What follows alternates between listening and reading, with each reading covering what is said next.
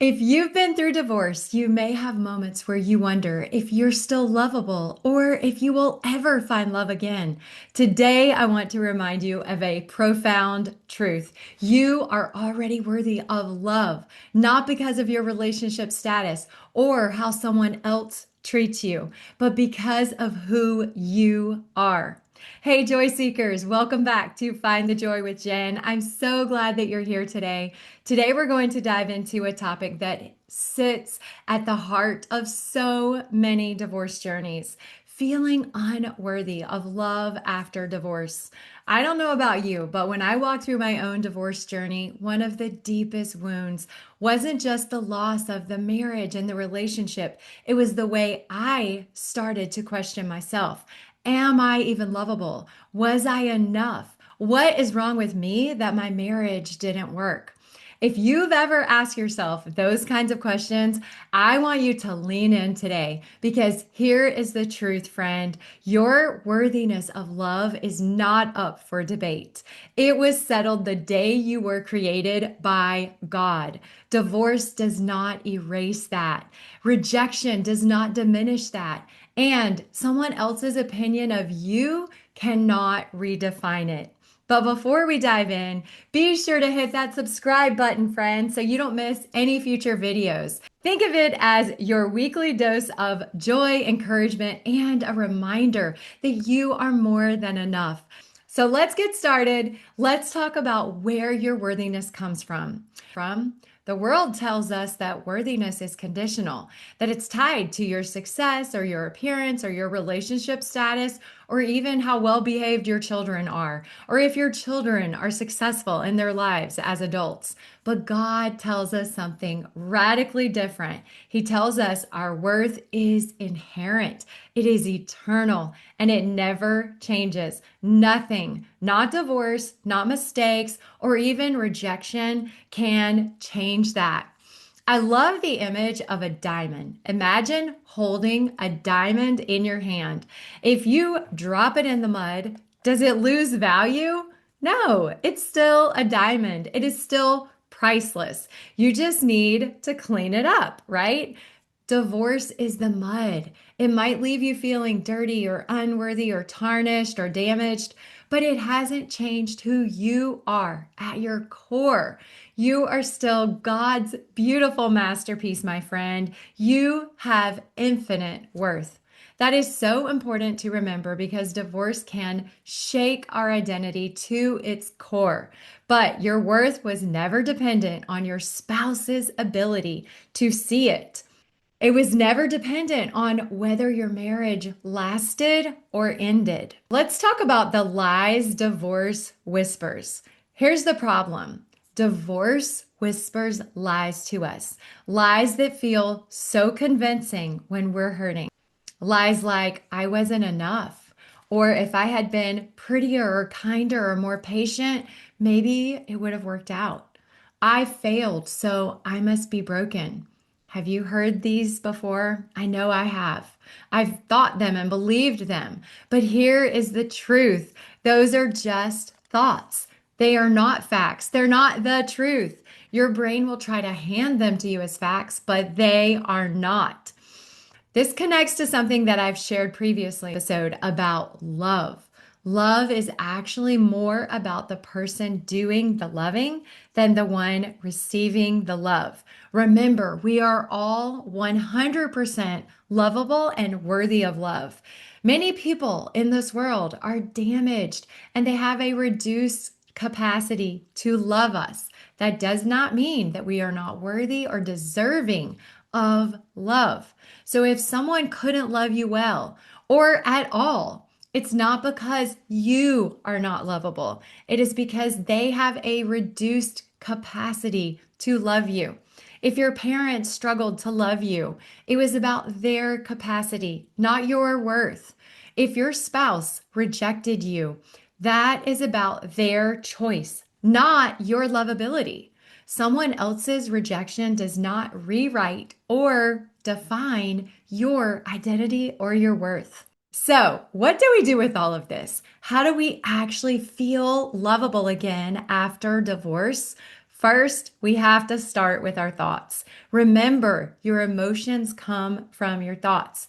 If you feel unloved, it is because you are believing thoughts like, I am unlovable, or I am broken, or no one will ever want me. But the opposite is also true. If you start to think thoughts like, I am lovable, I am worthy of love, God delights in me, those thoughts create feelings of love and worthiness inside you. You have to choose to direct your thoughts to create the feelings, the emotions that you want to have. So let's talk about some practical ways to rebuild your self love. First is notice your thoughts. Write down the things that you say to yourself. If a friend were reading those out loud, would it sound cruel? If so, it is time to make a change, my friend. Affirm your worthiness every day. Stand in front of a mirror and say, I am lovable. I am worthy of love right now, exactly the way that I am. It may feel silly at first, but this is the way to rewire your brain is by first accepting and loving yourself exactly the way that you are. It might seem counterintuitive. It might seem like you won't want to change or improve yourself when you do that, but the opposite is actually true. Once you fully love and accept yourself exactly the way you are, then you're inspired to improve and grow better because you already accept yourself. Try it, okay? Reconnect with your authentic self. Divorce often leaves us people pleasing or hiding just to avoid rejection. But your authentic self, the real you, is what makes you the most lovable. So get back in touch with the real you. What do you really enjoy? What lights you up, friend? What quirks make you unique? Start rediscovering those awesome, unique things about yourself.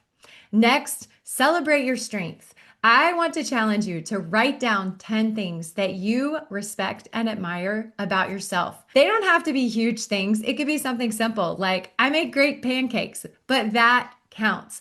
And then read them out loud every day. This isn't egotistical. This is acknowledging the good that you see in yourself. And I promise you, it will help you love yourself more. The next thing you can do is what I call the mirror test. Every day when you see yourself in the mirror, instead of rushing into critique mode about your hair or your body or your tired eyes, I want you to pause and say something loving. Look at yourself in the eye and say, I am worthy of love exactly the way that I am. Over time, these small acts of self kindness will rebuild your internal foundation. And that is so important after divorce. So, let's talk about something that's both exciting and terrifying after divorce: loving again. When your heart has been broken, the thought of opening it again can feel overwhelming.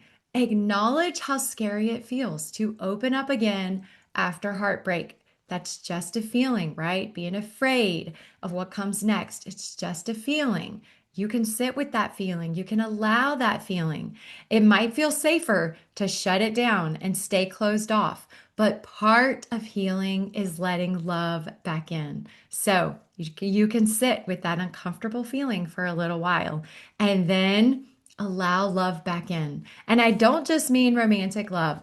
I mean the love and affection of friends and family, your children, and your community. When someone offers a kindness, practice receiving it. When a friend says, you're such a great listener, instead of brushing it off, say, thank you. That really means a lot. Receive the love that you're given. This is so important because when we let little drops of love in, we remind ourselves that we are still connected, still worthy, still seen. This is a really important step in your healing journey after divorce. And here's the truth that might set you free.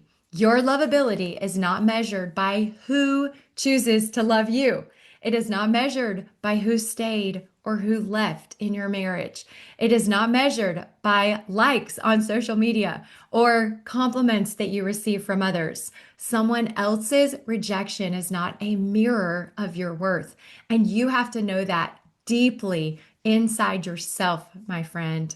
Next, let's talk about partnering with God.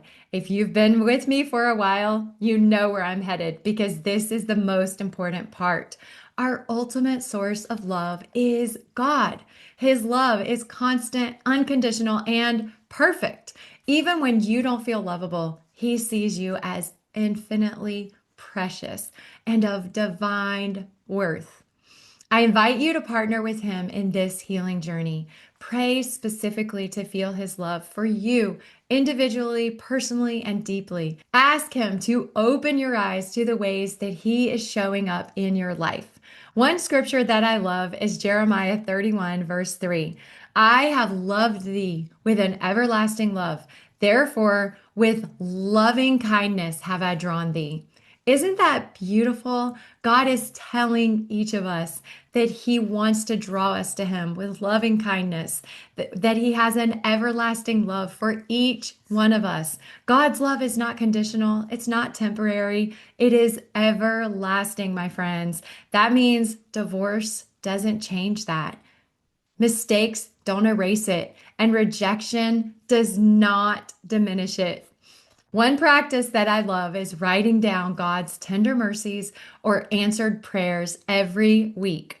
It might be a beautiful sunset that just takes your breath away, or a verse of scripture that speaks directly to your heart, or a friend who calls just when you need it. These are not coincidences. They're reminders that God is leaning in close, whispering to your heart and to your mind, I love you. When you listen for those whisperings, you will hear them, my friend. Finally, let's talk about the future. Because sometimes after divorce, the future feels like this big, scary blank page that you're afraid of. Here's what I want you to know. Love is not behind you, my friend. It is not limited to your past marriage. Love is inside you, and it's also ahead of you. You don't need to wait for a relationship after your divorce to feel loved.